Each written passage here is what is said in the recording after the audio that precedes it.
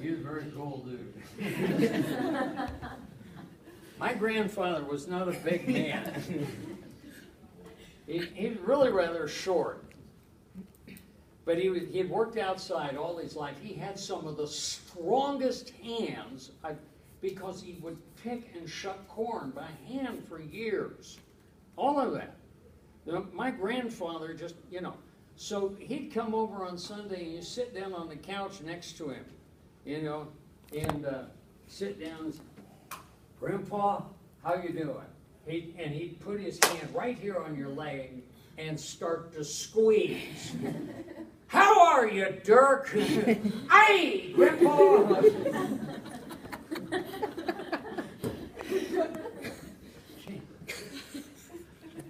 That's why all of us grandkids, when his casket went by, we opened the sink, we squeezed his knee. "How you doing, Grandpa?"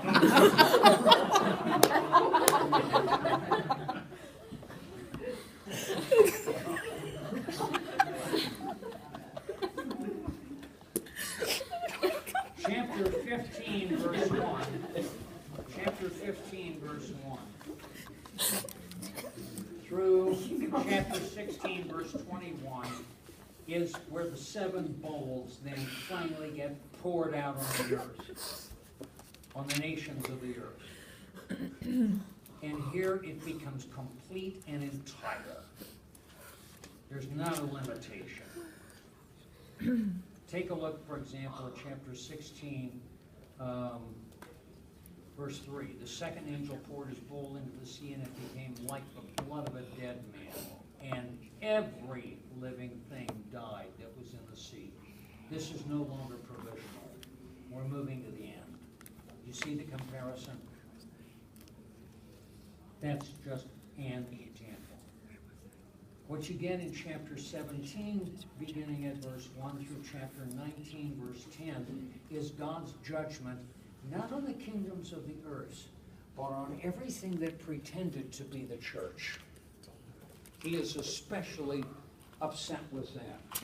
And so you have the judgment of the whore of Babylon here that presented itself as the true church.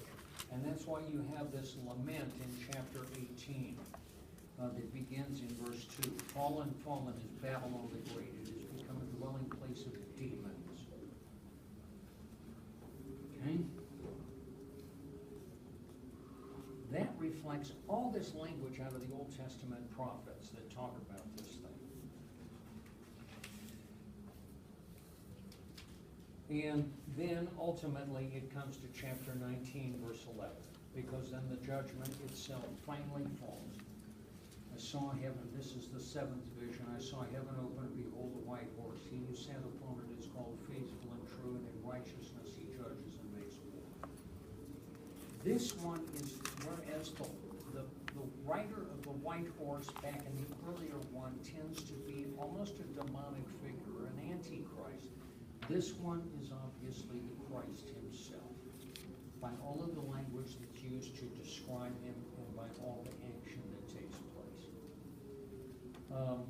Because of the invitation then in verse 17, "An angel standing in the sun with a loud voice called to all the birds, 'Come, gather for the great supper of God, to eat the flesh of kings, the flesh of captains, the flesh of mighty men. The judgment is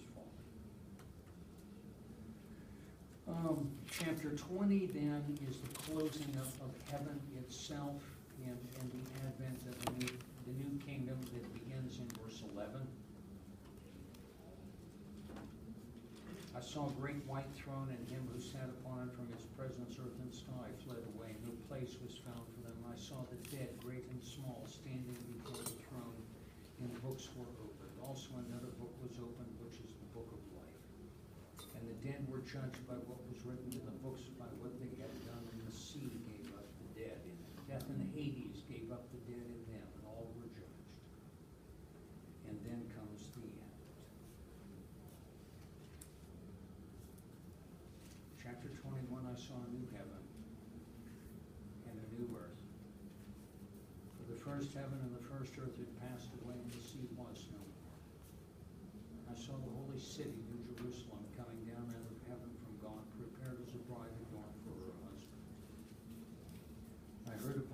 voice from the throne saying, "Behold, the dwelling of God is with men." We're back in Eden. We're back in Eden. And it's when that happens, verse 4, he will wipe away every tear from their eyes. Death shall be no more, neither shall there be mourning, nor crying, nor pain anymore, for the former things have passed away. Look at chapter 22, verse 1. He showed me the river of the water of life, bright as crystal, flowing from the throne of God. This is a theme all the way through the scriptures, because there was a river in the Garden of Eden, and it flowed out, and the tree of life was next to it.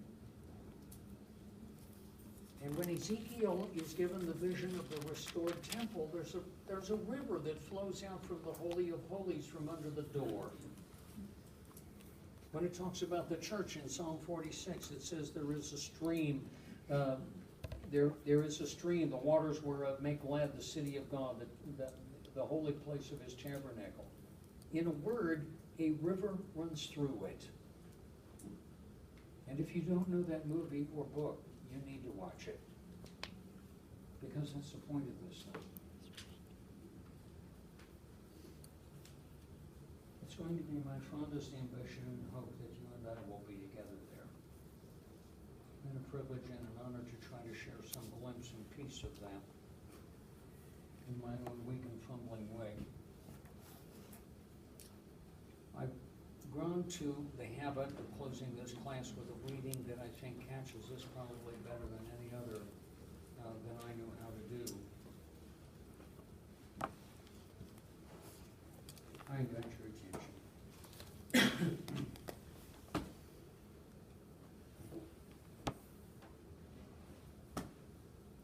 About half an hour later, or it might have been 100 years later, for time there is not like time here, Lucy stood with her dear friend, her oldest Narnian friend, the fawn Tumnus, looking down over the wall of that garden and seeing all Narnia spread out below. But when you looked down, you found that this hill was much higher than you had thought. It sank down with shining cliffs thousands of feet below them, and trees in that lower world looked no bigger than grains of green salt. Then she turned inward again and stood with her back to the wall and looked at the garden. "I see," she said at last thoughtfully. "I see now. This garden is like the stable. It is far bigger inside than it was outside." "Of course, daughter of Eve," said the fawn. "The further up and the further in you go, the bigger everything gets. The inside is larger than the outside."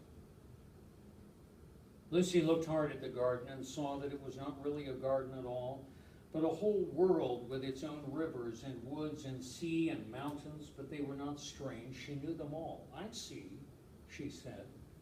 "This is still Narnia, and more real and more beautiful than the Narnia down below, just as it was more real and more beautiful than the Narnia outside the stable door. I see world within world, Narnia within Narnia." "Yes," said Mr. Tumnus, "like an onion. Except that as you continue to go in and in, each circle is larger than the last." And Lucy looked this way and that and soon found that a new and beautiful thing had happened to her. Whatever she looked at, however far away it might be, once she had fixed her eyes steadily on it, became quite clear and close, as if she were looking through a telescope. She could see the whole southern desert, and beyond it the great city of Tashbaan. To eastward she could see Cair Paravel on the edge of the sea, and the very window of the room that had once been her own. And far out to sea she could discover the islands. Island after island to the end of the world, and beyond the end the huge mountain which they had called Aslan's country. But now she saw that it was part of a great chain of mountains which ringed around the whole world. In front of her it seemed to come quite close. Then she looked at her left and saw that what she took to be a great bank of brightly colored cloud cut off from them by a gap. But she looked harder and saw that it was not a cloud at all, but a real land. And when she had fixed her eyes on one particular spot of it, she at once cried out, "Peter, Edmund, come and look, come quickly." And they came and looked, for their eyes also had become like hers.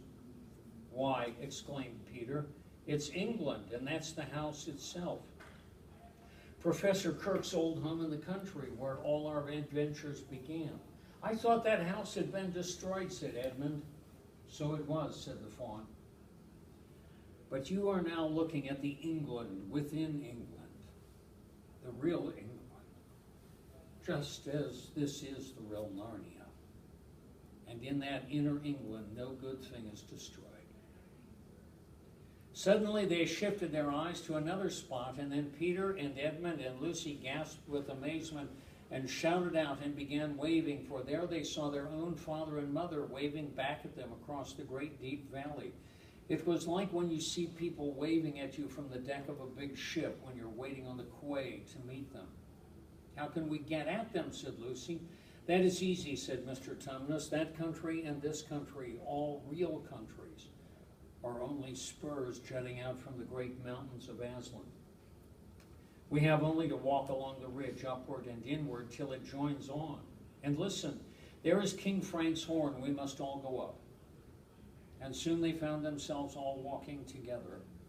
And a great bright procession it was, up towards the mountains, higher than you could see in this world, even if they were there to be seen. But there was no snow on those mountains. There were forests and green slopes and sweet orchards and flashing waterfalls, one above the other going up forever. And the land they were walking on grew narrower all the time, with a deep valley on each side. And across that valley, the land which was the real England grew nearer and nearer. The light ahead was growing stronger. Lucy saw that the great series of many-colored cliffs led up in front of them like a giant staircase, and then she forgot everything else, because Aslan himself was coming leaping down from cliff to cliff like a living cataract of power and beauty. The very first person whom Aslan called to him was Puzzle the donkey.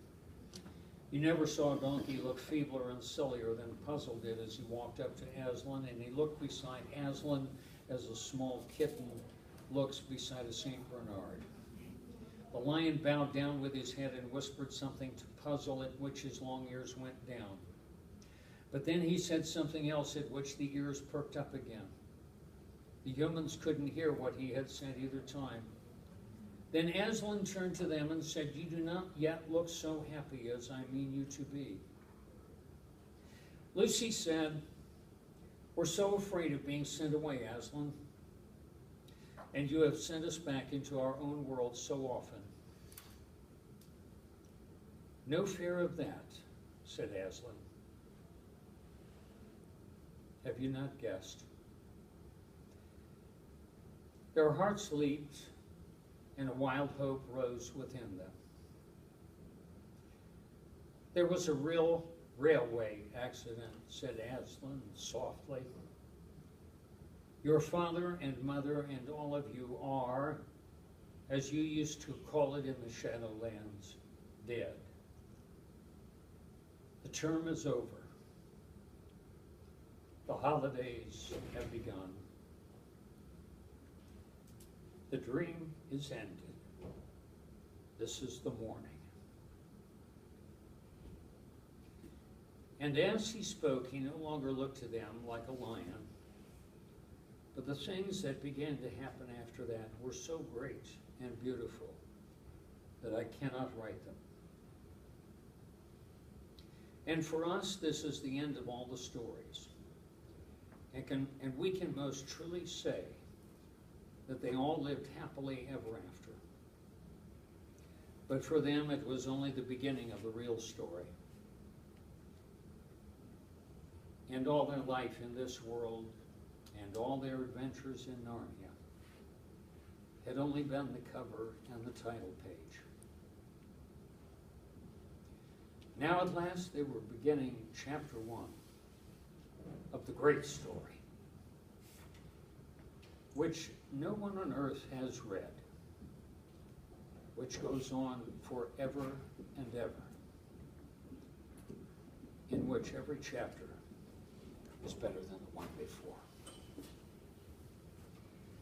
If I don't see you before, I'll see you when we get there. Thank you.